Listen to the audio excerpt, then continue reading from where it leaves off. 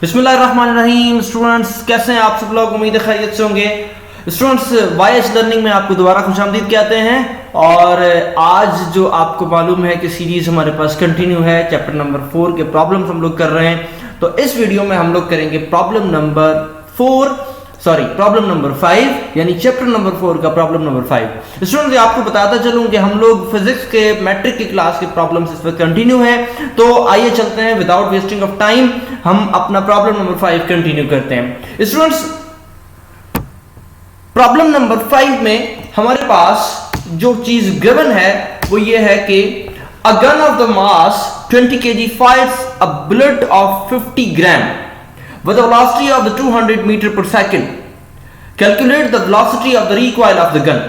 जैसे कि स्टूडेंट इसके अंदर देखें एक चीज कॉमन है, वो ये कि a gun of mass of 20 kg, यानी कि आपके पास गन का मास गिवन है कितना, 20 kg। इसके साथ साथ वो जो गन बुलेट फायर कर रही है वो कितना है, 50 ग्राम।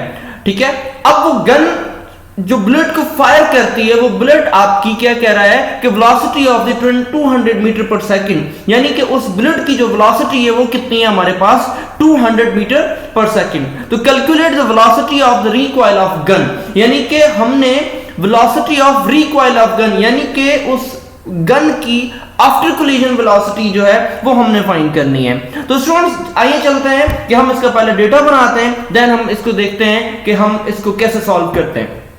तो सबसे पहले अगर हम डेटा पे आते हैं तो देखें डेटा पे हमारे पास सबसे पहले क्या आ गया, मास वन हमारे पास क्या है, गन का जो मास है उसे हम क्या कह रहे हैं, मास 1। इसी तरह अगर हम आ जाते हैं मास 2 पे जो कि बुलेट का मास है, mass of bullet is equal to 50 gram.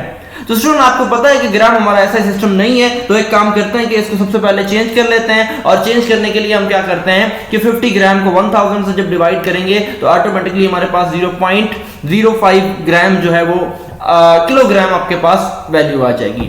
Student इससे आगे चलते हैं, velocity of the gun before fire, यानी कि फायर करने से पहले गन की वेलोसिटी कितनी थी।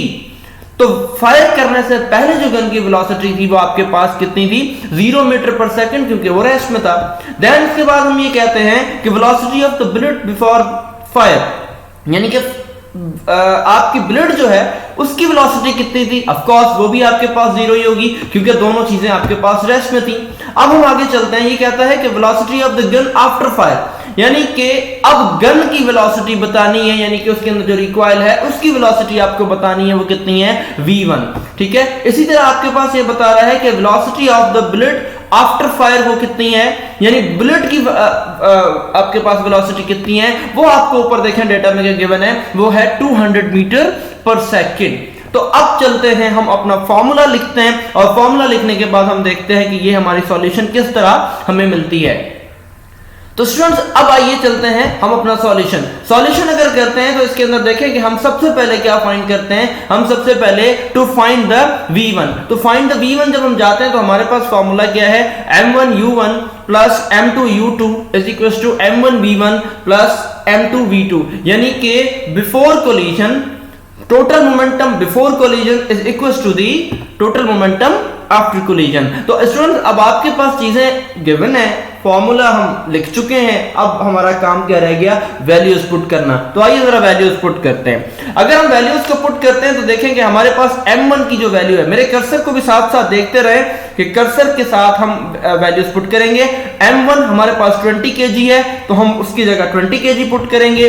इसी तरह हम वैल्यूज पुट कर चुके हैं, u1 की वैल्यू 0 तो उसकी जगह 0 आएगा, m2 की जगह 0.05 है तो उसकी जगह 0 आएगा। इसी तरह m1 की जगह आपके पास 20 है, दोबारा हमने वैल्यू पुट कर दी। v1 हमें फाइंड करना है, इस वजह से v1 की कोई वैल्यू हमारे पास नहीं है।